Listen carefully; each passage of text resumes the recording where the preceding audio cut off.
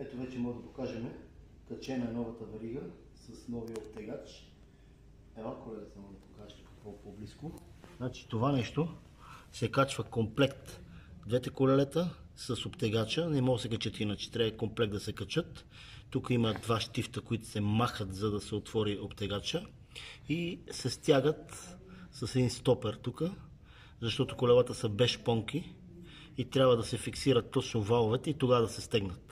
Значи това е направено вече.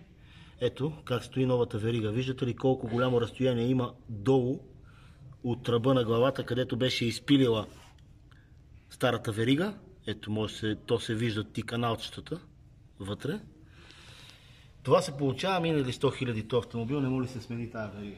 Така че, да знаете, с ангренажа и веригата. Ето това се получава. Значи, този обтегач